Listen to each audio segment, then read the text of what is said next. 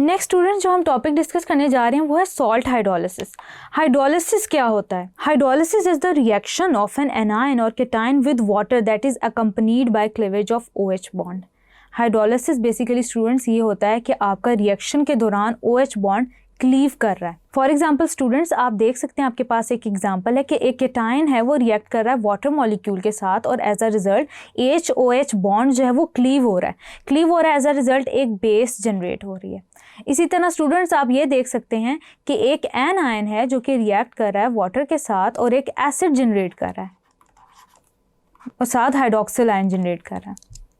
Students वो hydrolysis का मतलब है ब्रेकेज, यानी कि lysis of this bond, breakage of this bond. Meanwhile students इसके साथ एक और टर्म यूज़ की जाती है जिसको हम हाइड्रेशन कहते हैं। हाइड्रेशन क्या होता है? Hydration is basically the addition of water molecule.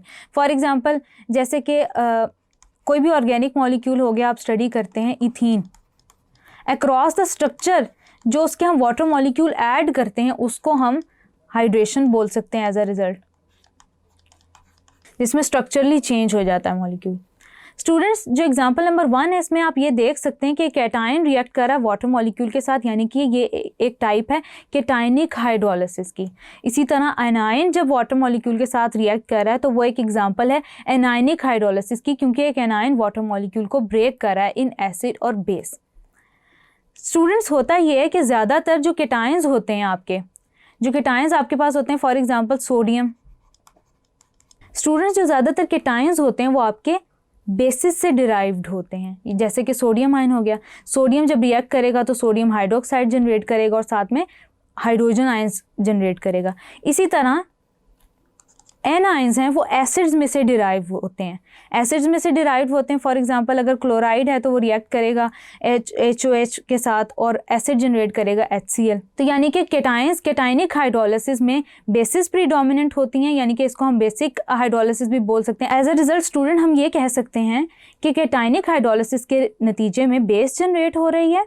अब वो स्ट्रॉन्ग भी हो सकती है, वीक भी हो सकती है, and as a result of anionic hydrolysis acid generate हो रहा होता है और एज अ रिजल्ट वो स्ट्रॉन्ग या वीक भी हो सकता है। इसी तरह स्टूडेंट्स हम एक एग्जांपल लेते हैं अमोनियम क्लोराइड की। अमोनियम क्लोराइड जब वाटर के साथ रिएक्ट करता है तो उसका सोल्यूशन जो होता है ना स्टूडेंट्स वो एसिडिक होता है। क्यों? क्योंकि वो HCl जनरेट कर रहा होता है। It will turn blue litmus red. Potassium carbonate है।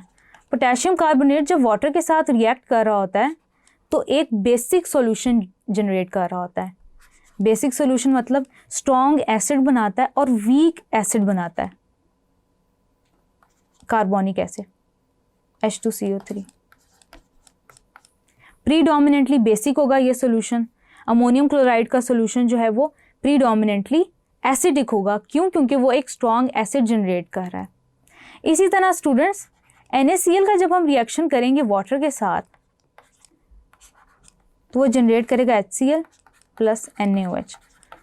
स्ट्रॉन्ग एसिड और स्ट्रॉन्ग बेस जनरेट करेगा, जिसकी वजह से ये सॉल्यूशन न्यूट्रल होगा। यानी कि स्टूडेंट्स एग्जांपल नंबर 1 अगर मैं देखूं तो मैं ये कह सकती हूँ कि अमोनियम क्लोराइड एक एसिडिक सॉल्ट है क्योंकि वो एक एसिडिक सॉल्यूशन जनरेट कर रही है, और पोटेशियम कार्बोनेट एक बेसिक सॉल्ट है क्योंकि वो बेसिक सॉल्यूशन जनरेट कर रही है। और मैं ये कह सकती हूँ कि सोडियम क्लोराइड एक न्यूट्रल सॉल्ट है क्योंकि वो एक न्यूट्रल सॉल्यूशन जनरेट कर रही है। सॉल्ट हाइड्रोलिसिस में स्टूडेंट्स मुख्तलिफ केसेस हैं। स्टूडेंट्स केस नंबर 1 है the anions of weak acids are strong conjugate bases, such anions react with water producing basic solutions. यानी कि हमारे पास ये एनायंस हैं वीक बेसिस के, जैसे कि एसीटेट है of that of acetic acid. Acetic acid एक बहुत वीक एसिड है लेकिन एनायन उसका स्ट्रॉन्ग कॉन्जुगेट बेस है। जब ये वाटर के साथ रिएक्ट करेगा स्टूडेंट तो ये बेस जनरेट करेगा, बेसिक सॉल्यूशन जनरेट करेगा, that will be strong basic plus OH negative. इसी तरह साइनाइड आयन है। साइनाइड आयन जब वाटर के साथ रिएक्ट करेगा तो स्ट्रॉन्गली बेसिक सॉल्यूशन जनरेट करेगा। Cyanide ion comes from hydrogen cyanide. Hydrogen cyanide एक वीक एसिड है। Hydrogen cyanide plus OH negative. बिल्कुल इसी तरह हाइड्रोजन कार्बोनेट आयन है plus H2O, weak acid generate करेगा H2CO3 plus OH negative. It means कि anions of weak acids will generate basic solutions. Case 2, the anions of strong acids are weak conjugate bases, यानी कि जो anions हैं strong acids के वो week conjugate basis हैं। ऐसे एनायंस वाटर के साथ रिएक्ट नहीं करते। वो कैसे? HCl एक कॉन्जुगेट बेस है, conjugate base CV, conjugate base है एक स्ट्रॉन्ग एसिड का, दैट इज HCl। ये वाटर के साथ रिएक्ट नहीं करता, this reaction is not possible. बिल्कुल उसी तरह नाइट्रेट कॉन्जुगेट बेस है, ये वाटर के साथ रिएक्शन नहीं देता।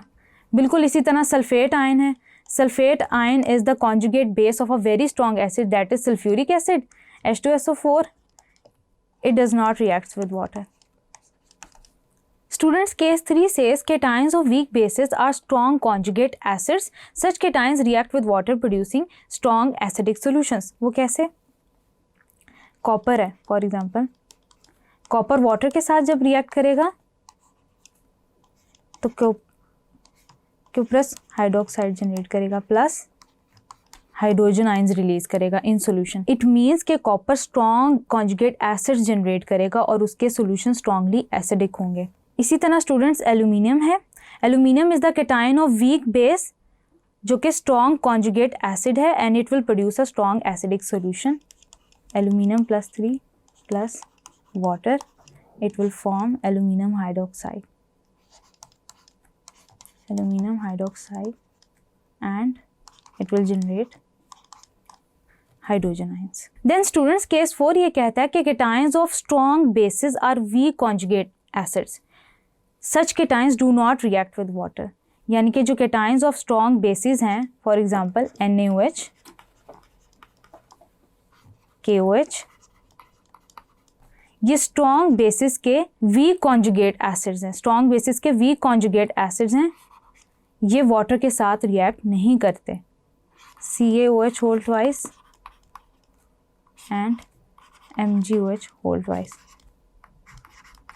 They do not react with water. Types of salts students discuss कर लेते हैं। Strong acid and strong base salts होते हैं, NaCl, Na2SO4 और KNO3, ये न्यूट्रल सॉल्यूशंस जनरेट करते हैं। इसी तरह वीक एसिड्स और स्ट्रॉन्ग बेसिस जो हैं इनका जो pH होता है वो 7 से ज़्यादा होता है। इसमें सोडियम एसीटेट और सोडियम साइनाइड की एग्जांपल आती है। इसी तरह वो सॉल्ट्स होते हैं जो कि स्ट्रॉन्ग एसिड्स और वीक बेसिस से बनते हैं, जिनमें कॉपर सल्फेट है, अमोनियम क्लोराइड है और अमोनियम नाइट्रेट है, जो कि एसिडिक सॉल्यूशंस बनाते हैं पानी के अंदर जिसका pH 7 से कम होता है। इसी तरह वो सॉल्ट्स होते हैं जो वीक एसिड्स और वीक बेसिस से बनते हैं, जिनका pH डिपेंड करता है कि वो न्यूट्रल भी हो सकता है, वो एसिडिक भी हो सकता है और वो बेसिक भी हो सकता है, depending upon their nature. Next students, हम टेबल में देखते हैं कि कैसे एसिड और बेसिस के एग्जाम्पल्स हैं सॉल्ट के अकॉर्डिंगली।